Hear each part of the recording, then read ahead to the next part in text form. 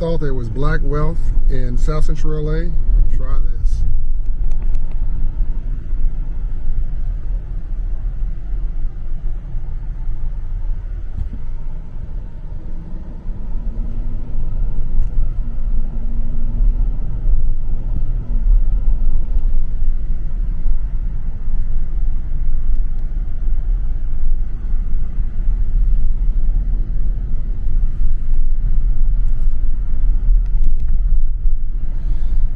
Those were the modest homes. Some of the more fabulous homes were up the hill. This is the Windsor Hills area next to Ladera Heights in South Central Los Angeles. It's been a beacon of black wealth for a long time. I grew up surrounding these neighborhoods. I never grew up in this neighborhood. I didn't have the wealth to be here, but a lot of people who helped in the movement, a lot of prosperity moved here and came from here, and is still living here. I just came from doing an interview with Reverend Dr. Cecil Chip Murray, who lives here. He was pastor of First AME Church. Please look that name up. Reverend Murray, pre social media, so that's why you may not know him, but he was the guy who created peace after the Rodney King riots. He raised his hand up and asked everybody to just stop the fighting, and they did. Mayor Tom Bradley, a Democrat, Governor Pete Wilson, a Republican, Reverend Jesse Jackson, the synagogue leader, the mosque leader, all the Christian leaders, they all just hovered around Reverend Murray and followed his lead, including me. It's where I started Operation Hope in his office. Look at this. Turn the camera around again. Look at this. Again, this is the lower end, if you will, of the prosperity in South Central Los Angeles. We're now leaving this area, heading into traditional South Central Los Angeles. But this is not what you read about in the newspapers, is it? This is not the newspaper story of South Central LA. They want you to think that this is all gang violence and drama and problems, but there is also a great deal of prosperity here, and intellect and talent. And we did bus tours, bankers bus tours to these areas over the last 30 years to bring attention to the stability of these areas. These are gold mines. This is South Central LA, which means it's 10 minutes from the freeway, 10 minutes from all the freeways, 30 minutes from the beach, 30 minutes from the port, 10, 15 minutes from downtown. It's centrally located real estate. An inner city in France is called Paris. Hello. An inner city in the UK is called London. An inner city in most parts of the world is the most valuable real estate you can imagine. Only in America do we throw away inner cities and assign them to poor people, wherever that means. Look, this is South Central LA. I'm telling you, look at this stuff again. This is crazy that we write these neighborhoods off. Look at this, tree line, well maintained, beautiful, right? There's no reason in the world why we're not investing in these communities. We should own homes here. We should be raising families here. This is our community. This is inside my friend Karen Bass, who's running for mayor here, a great lady. But oftentimes we want to rent uptown instead of owning downtown. And these communities, I guarantee you, will be gold mines. These will be gold mines. They're already gold mines, but the values will just keep going up. When you rent, you're just throwing your money out a window. Even if you're renting from me, I'd love you to rent from me, but don't do it for a lifetime. Do it for a period of time. Look at this. I'm gonna show you again. Look at this. This is unbelievable. Look at this. Watch. Look at how beautiful this is. This is South Central LA, everybody. Can you believe it?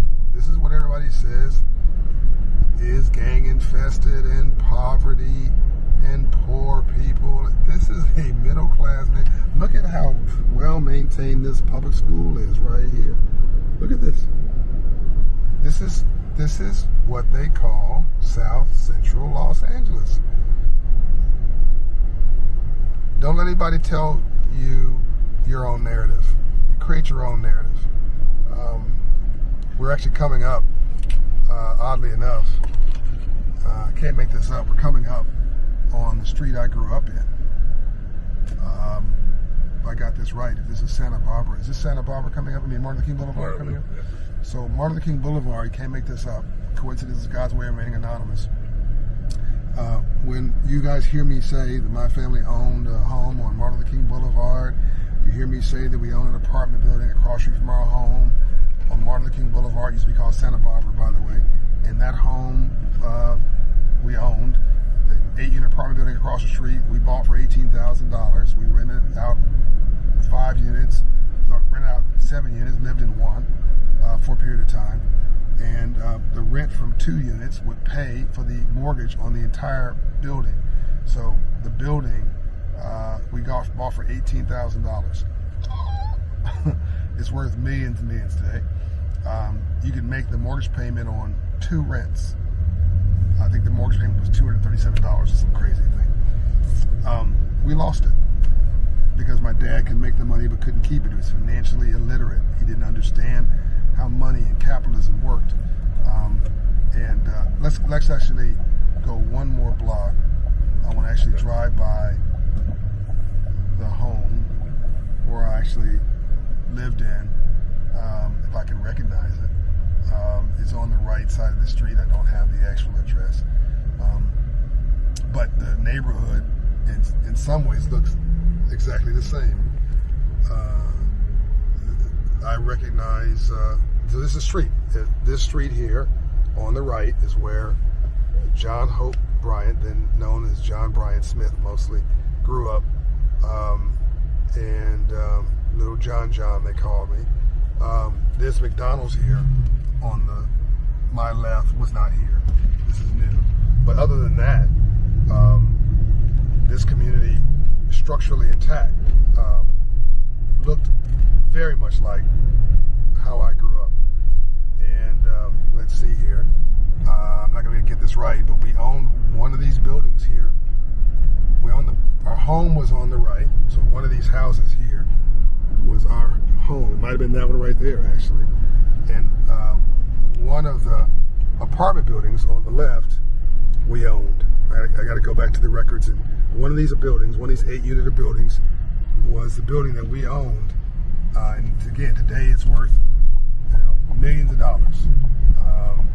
But we were not smart enough to capture that value, and we lost it because my dad could make it, as I keep saying, but couldn't keep it.